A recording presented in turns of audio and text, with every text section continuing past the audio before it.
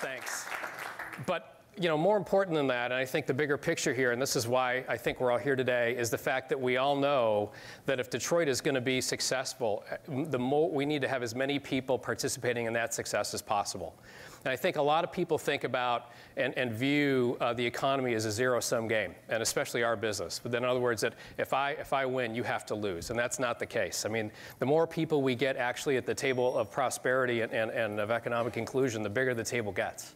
And so a lot of the conversation that we're really proud to be able to start today, or at least sponsor today, is around that. How do we unite these two Detroits, the one that's growing and beginning to develop, along with the people who have been there, and also some of the new folks who will be coming hopefully soon. So the way we're going to do this today is, number one, I'm going to stop talking very shortly. And then number two, we're going to turn it over to you. A lot of people have been talking a lot about these issues over the last day and a half or so. And so now this is really a town hall to have a discussion about it. And we're really proud to have two great moderators today. The first is Nolan Finley, who is the editorial page editor of the Detroit News and also a co-host of My Week. And the second is Devin Scillian, who's an anchor on WDIV and also the weekly host of Flashpoint. So they're going to be moderating this discussion. As we discuss, we're going to have a word cloud that sort of captures some of the thoughts and themes that we bring up here today. And hopefully we can take these themes, and I'll go back to what we do every day and work on them. And we can come together, hopefully in a year, and see how we've done. So to start the conversation, the way we're going to frame it is with a quick video that I think WDIV put together, and then I'll turn it over to Nolan and Devin. So thank you very much for being here, and we hope you enjoy this conversation.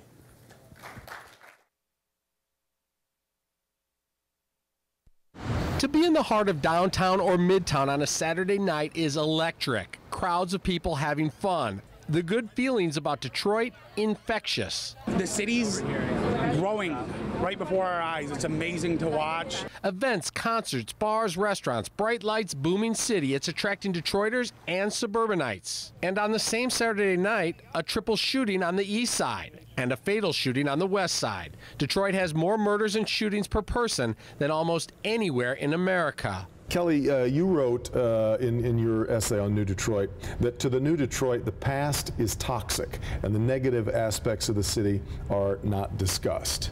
Is that what you're finding?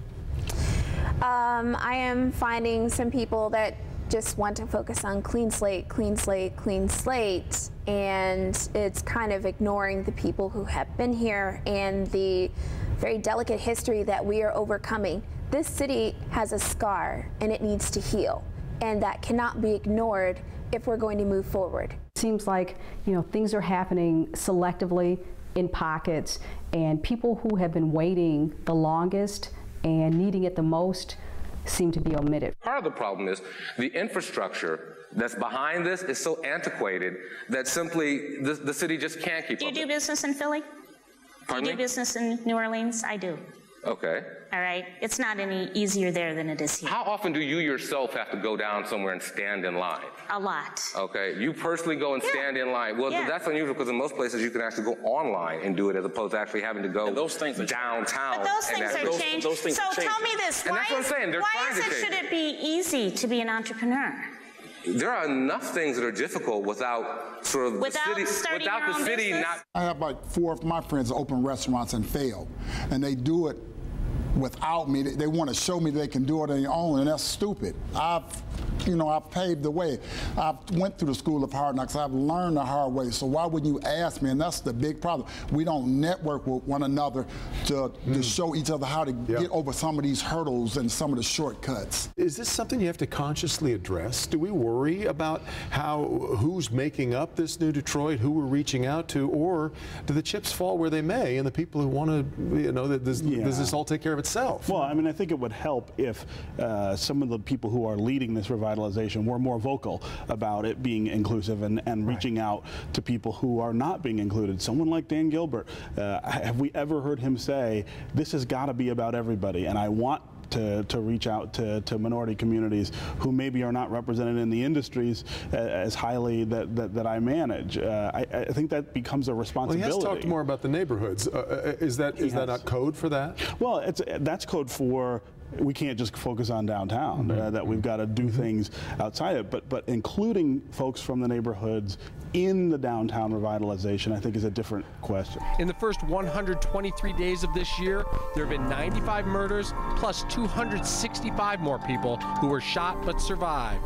There's murders, robberies every day. It's shootings every day. Real bullets hitting real people. On average, 3 times a day, every day, someone is shot in Detroit, usually in the neighborhoods. Well, as you can imagine, it was a mountain of material as I tried to just sort of distill this into a few minutes for us to get our conversation started. But I could have easily shown you hours and hours and hours of footage to kind of set up our conversation. I want to say at the very outset that while Nolan and I are sort of listed as your moderators today, because we have had a couple tweets, we've had a few comments about, oh great, 2 white guys hosting a conversation on diversity. Perfect, love it. Speak for yourself. Well, true.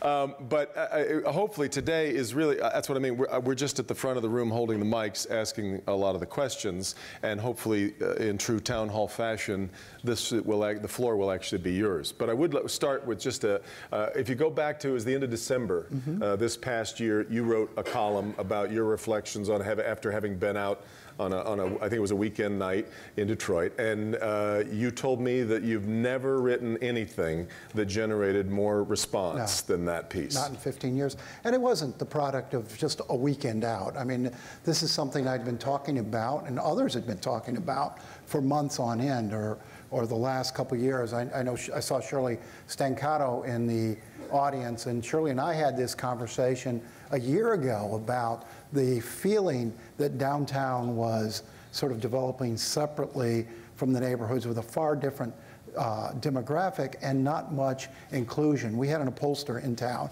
in November from Chicago. He stayed the week, the guy who does polling for both of us.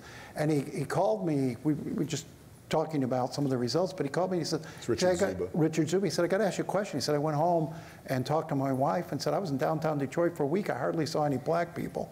He said, and you know, it just started me thinking about as I was out. And, you know, a lot of people have said, you know, Mary Kramer sitting here, you don't go to the right restaurants, or I'll tell you, you know, believe me, I'll show you my American Express bill.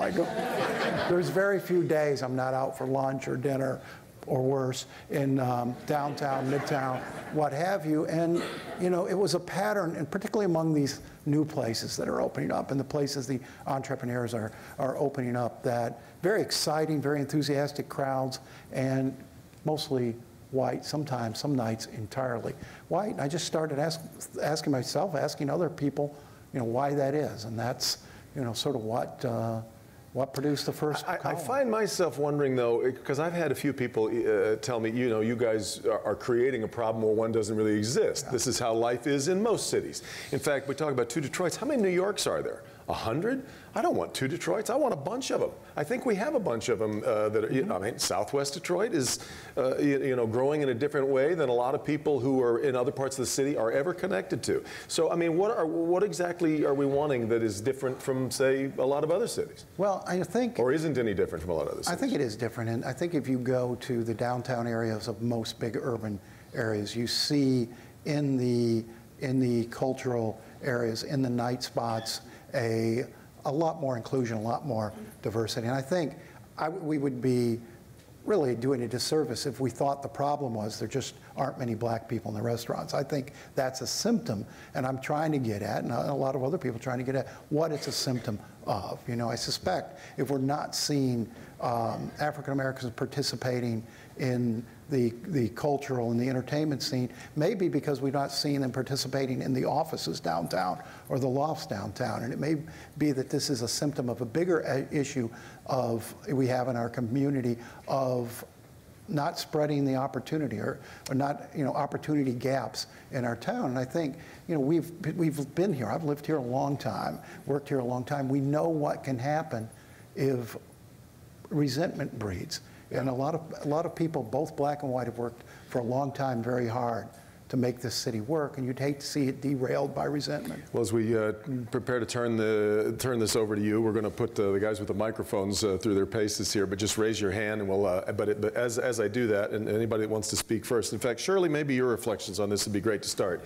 But as I do that, I just want to say that I got a Facebook message from somebody saying, make sure that ask Nolan Finley if his health is okay, because for Nolan Finley to care about race in Detroit, this must be a deathbed conversion of some kind.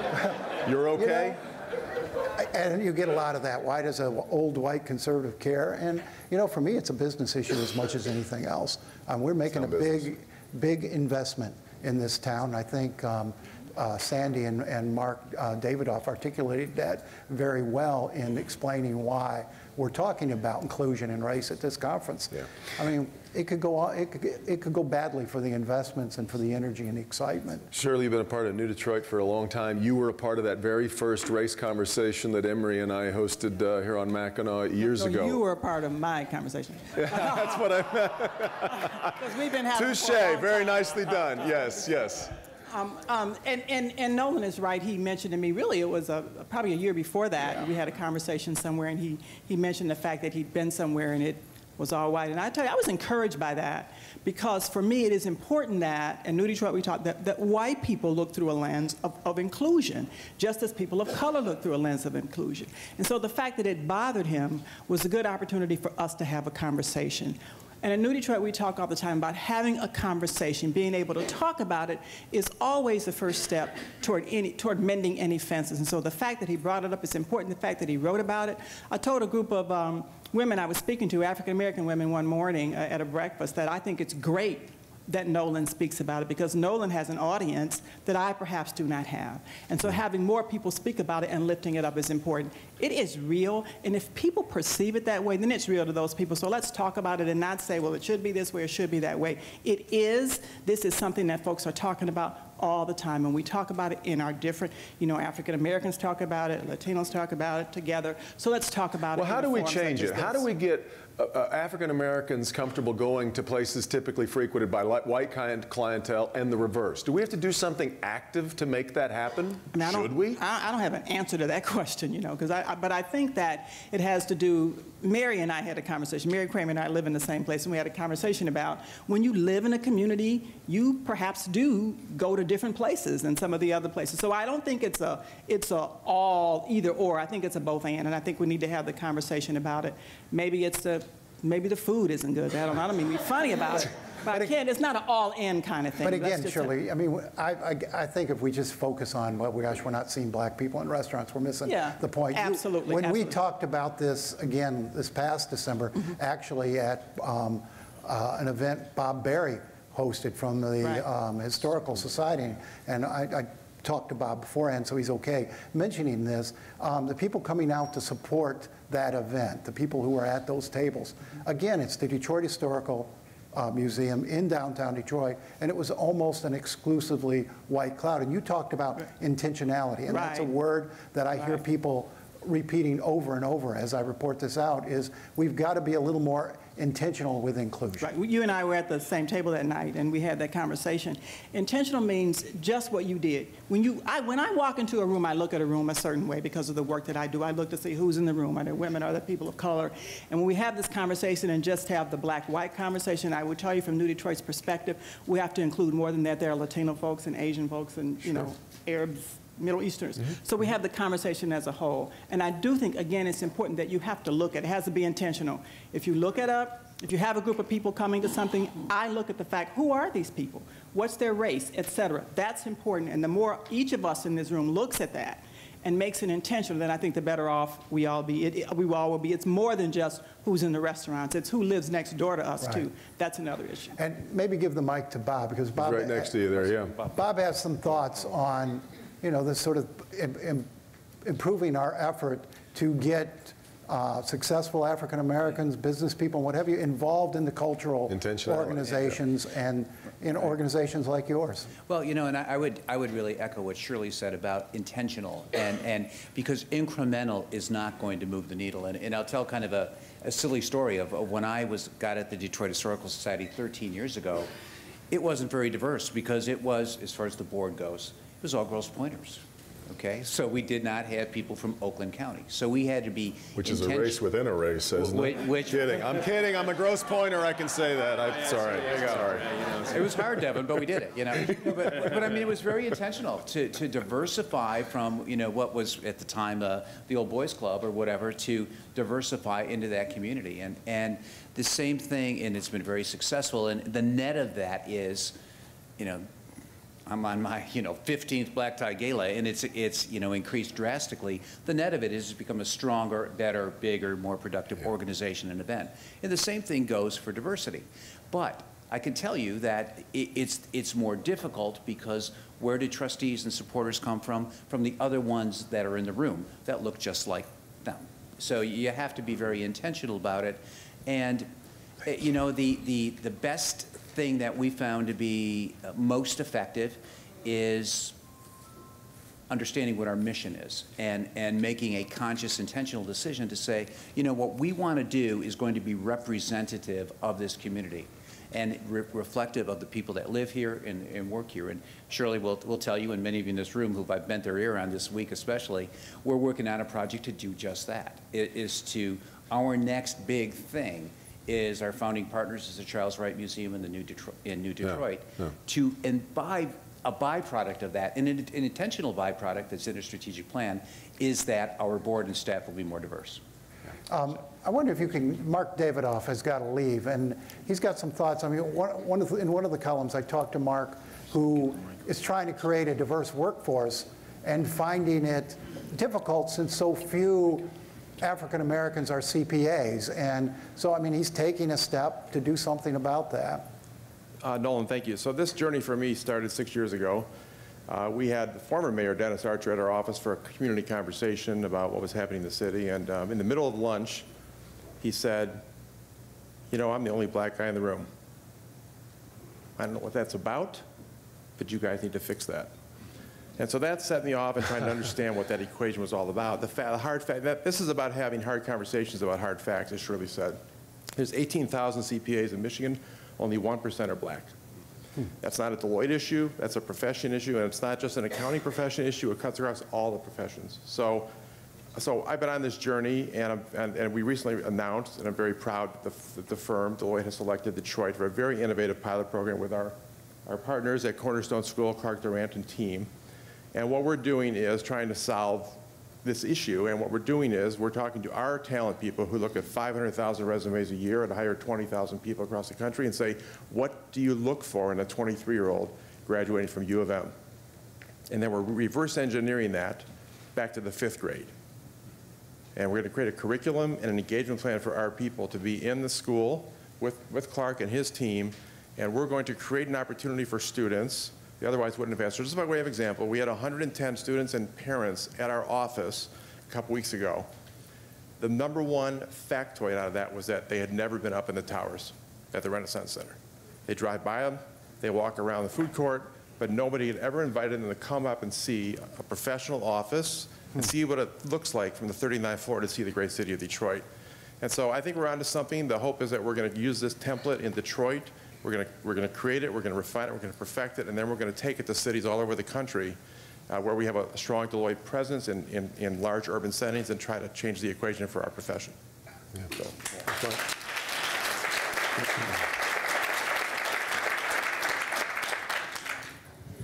Hi, Vivian Picard. I think the issue that we're dealing with regarding the restaurants, I think it probably goes a lot deeper than the restaurant issue.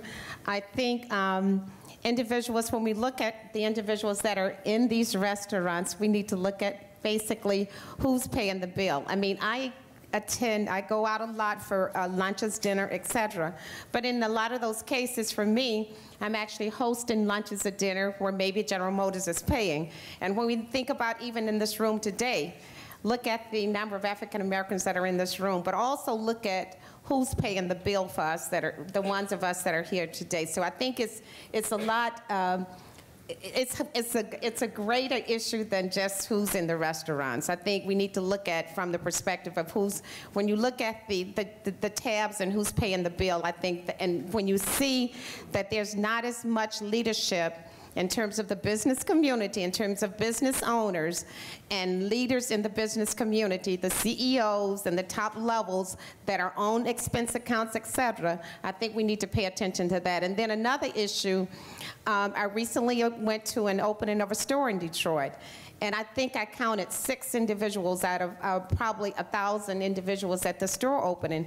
So sometimes people just don't pay attention. It's not, and I don't think it had anything to do with individuals having a racial issue. It was just someone not paying attention to the fact that you could go through a list and invite almost 1,000 people to a store opening event and you not think about the fact that you need a little bit of diversity there, that you would only have about 6 people at this event. So people we all need to just pay better attention at the issues that we're dealing with when it comes to race. And when there's not a Hispanic in the room, if there's not an African American in the room, if there's not an Arab in the room, then those individuals tend to forget that those need to be covered or at least looked at. If there's no diversity in the room, then diversity is not important. Well, Vivian, one of the pieces I wrote came from, was generated by a young fellow from Wayne State University named Alex Hill, who had looked at all of the fellows that were being recruited, these young people who were being recruited to come in and energize Detroit, become the future leaders, you know, be our pioneers, if you will. And his research showed it was the fellowships were being awarded 2/3 to whites and only about 18% to African Americans. And I started talking to some of these programs, and you know, they acknowledged that they had an issue here, but they weren't quite sure what to do about it, because they said, you know, once a program like that appears to be a white program, it makes recruiting African Americans the trust issue. It makes it all the much more difficult. But if there's nobody, if the diversity is not at the table, then it can be perceived as a white program. It can be, if there's no all blacks at the table and the program is unveiled, then the perception is that it's a black program. So I think, again, just paying attention. I don't think it's the intent of 99.9% of individuals to be prejudiced. I think the intent, people just tend to forget. I mean, I was standing in a store at a store at Somerset, and the individual totally ignored me. And then I said, "I'm sorry, I was next." She said, "I'm sorry, I didn't see you." But what she didn't see me as a paying customer. And I said to her, I pulled her aside after I said, "Let me just share something." And she said, "Well, I'm relatively new." I said, "But just do not underestimate people." I said, "You do not look at me simply because I'm black, Arab or whatever, Hispanic or whatever. Do not look at me because I'm different than what you typically wait on and assume that I'm not a paying customer." And she didn't mean any harm with it. She really did not see me. She saw me, but she didn't see me as a paying customer. Thanks, Vivian. Yeah. My name is Larry Wright, and I'm going to be the state chair for the March of Dimes. I've got some history with Vivian, so I know that lady shouldn't underestimate her.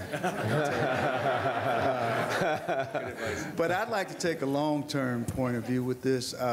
We're talking about uniting the two Detroits.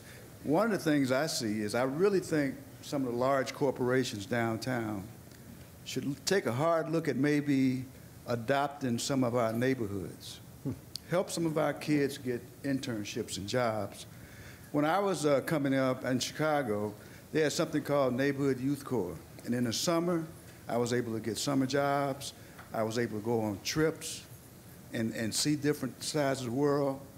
And it really created opportunities and eyes in my mind.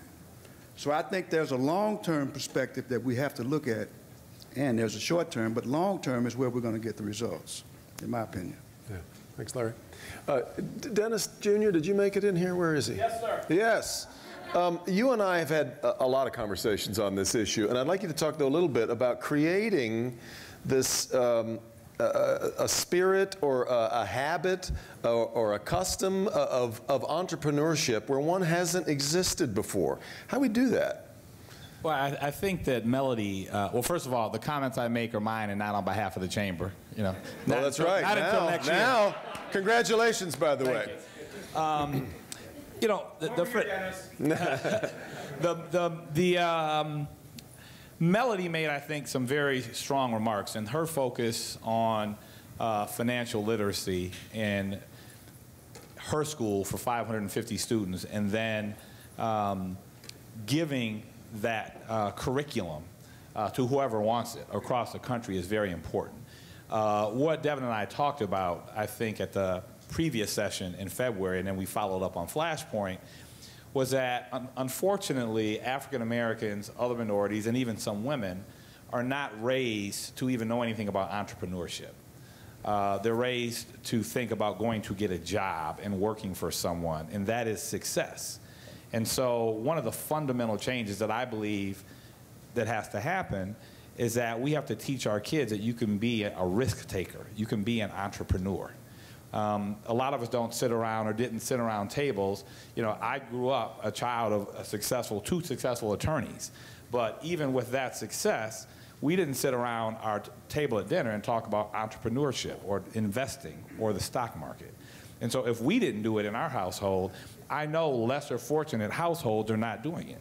And I think when Vivian talks about look at who's paying the tab and look at who has the expense account, look at who are the CEOs, we need more CEOs of color. Yeah. We need more entrepreneurs who are people of color or women who are opening restaurants downtown.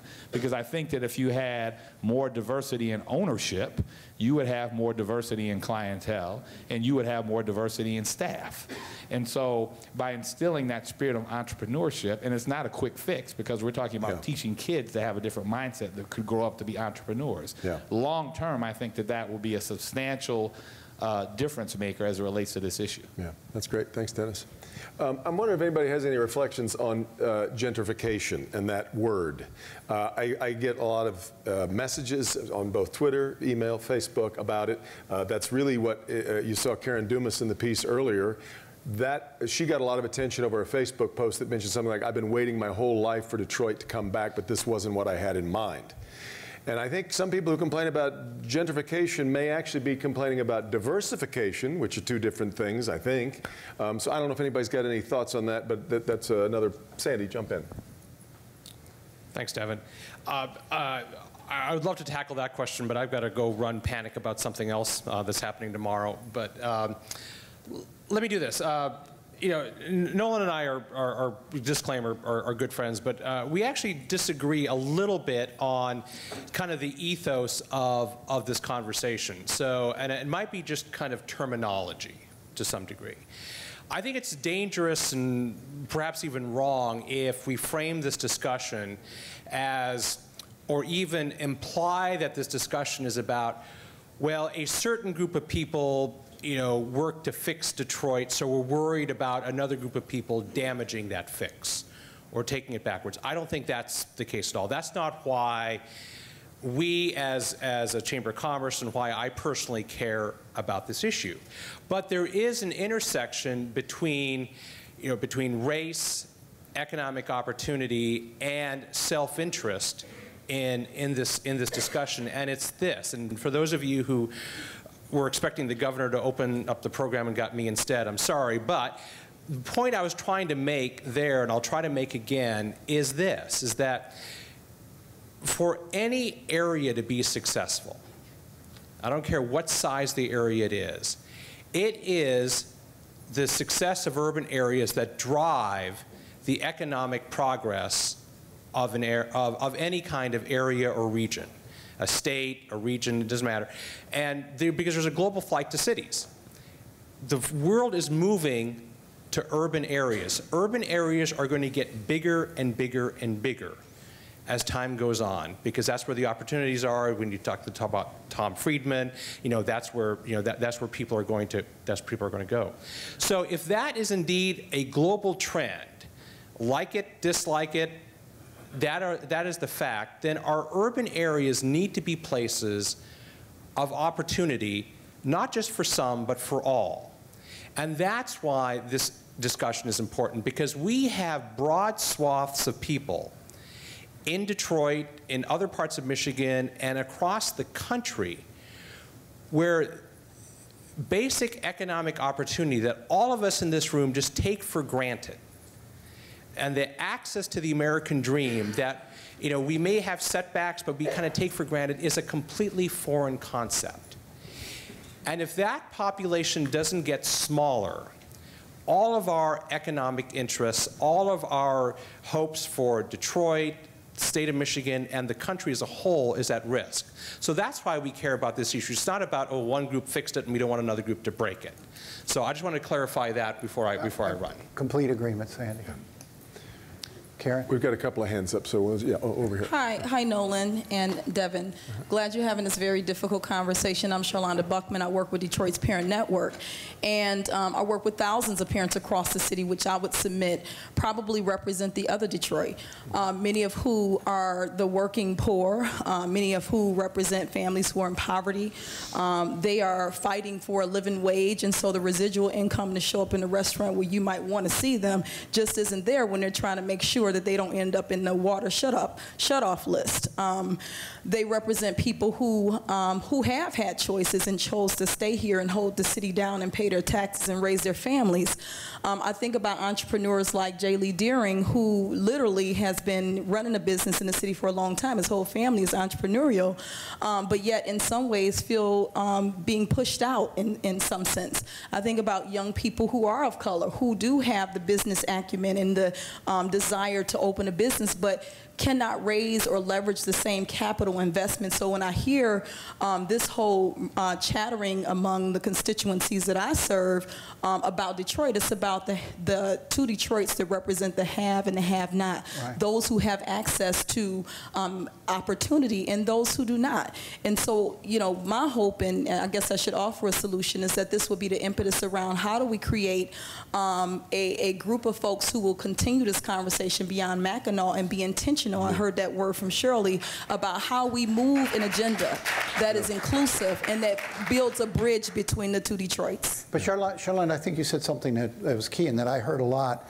in terms of the feedback from people who say, wait a minute, you know, there have been African-American business people here, entrepreneurs here, established, fought through the hard times, you know, when nobody else wanted to be here, and yet now all of the spotlight is on these, you know, new young suburbanites coming in, and God love them. Detroit needs them. We need them, but you know, that's might be in part our fault, Devin. We get excited by, you know, the new and ignore the fact that a lot of people have been here fighting for a long time in Detroit. The media is an ingredient here, no doubt. They've given us permission to go about 5 minutes longer, so let's we'll try to rifle through as many comments as we can. But if you can edit yourselves just a little bit so we get to as many people as we can. And I definitely agree with Shalonda. I was raised in the Jeffries Project. I'm Sylvia Jordan on the City Council, 16 years running for mayor. My early years was in the Jeffries Project, so we had the poor around us.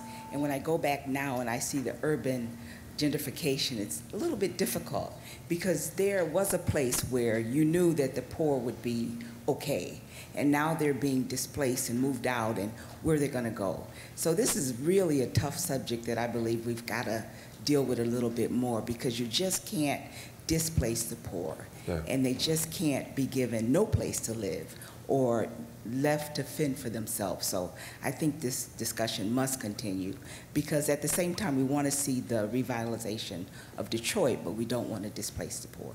That's a great reflection. Mary, you've been mentioned. We certainly need to give you your shot. Oh, well, I think that this conversation really reaches back to the conversation we started the day with in this room, which is workforce. And the whole idea, it's economic as much as it is racial. We have to have opportunities, and it starts with what people said earlier today. It starts with a job. That's the greatest change agent. And so that conversation that began here earlier, that is the conversation I think that would be good to continue. And I did not introduce myself. I'm sorry. I'm Mary Kramer. I'm the publisher at Crane's Detroit Business. Everybody knows and you. No. Now, I also will say, to the media point, it is part of our job to be intentionally diverse in what we cover. And so the stories about George Stewart and the Garden Theater and what he's done, and he risked his pension to invest in these developments, and he is successful. And if you walk in the restaurant, you see people of color working there because he's the owner, to Dennis's point earlier.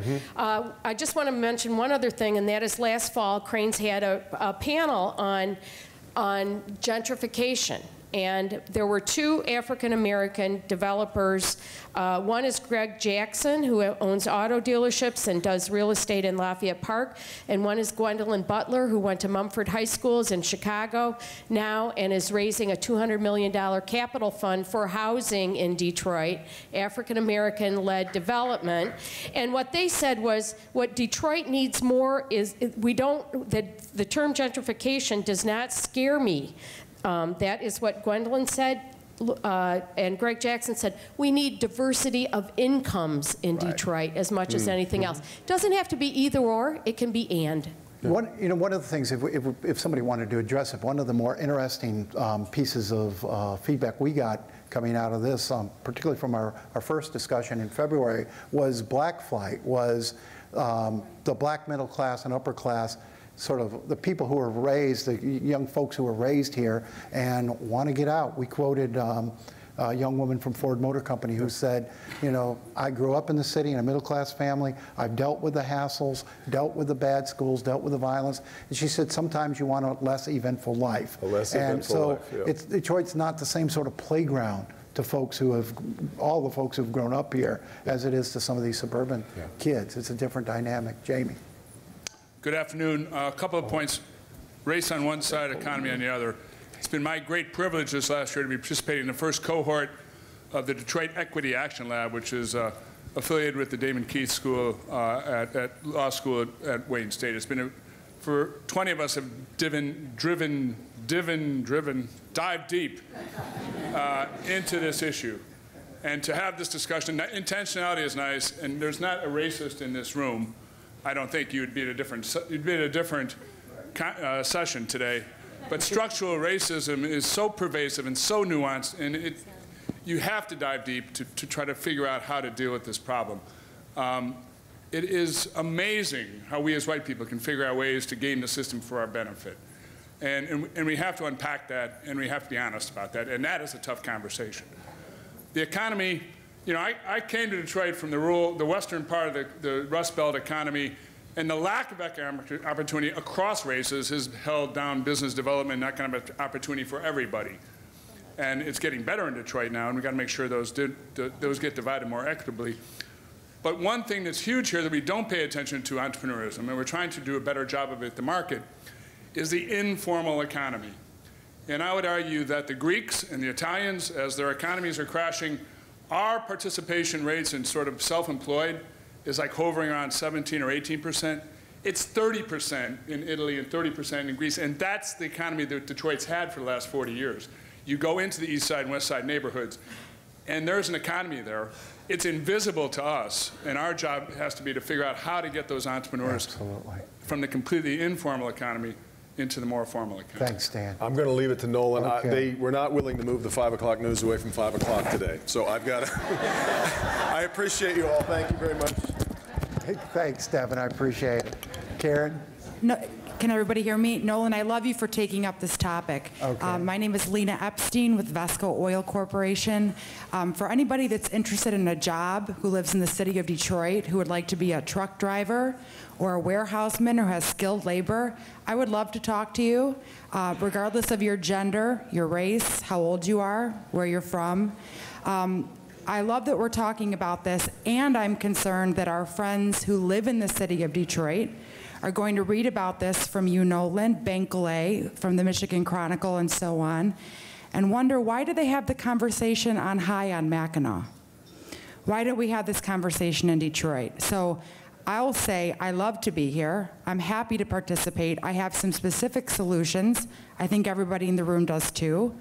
Let's have a plan for what we're going to do when we get home. What are we going to do out of here? And Nolan, I know you can help us figure that out. Thank you. How are we doing on time? We sort of lost our. So we have anyone else here? Karen? Hi, Nolan. Thanks. My name's Greg Donnelly. I run one of the fellowships you mentioned earlier. Right. We talked a little bit after one of your columns.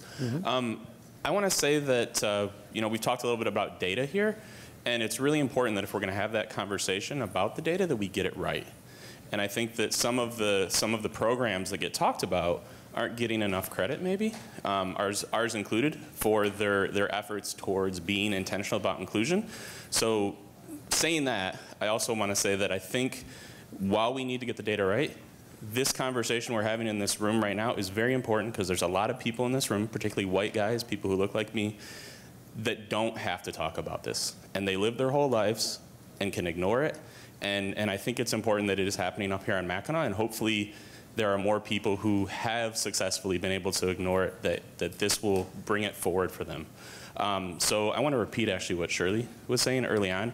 It's about being intentional. How are we going to be intentional about continuing to challenge ourselves and holding ourselves accountable to have this conversation? And so I guess I'm reiterating what the woman before me said also, like, what's that next step, Nolan? How do we continue to have this conversation?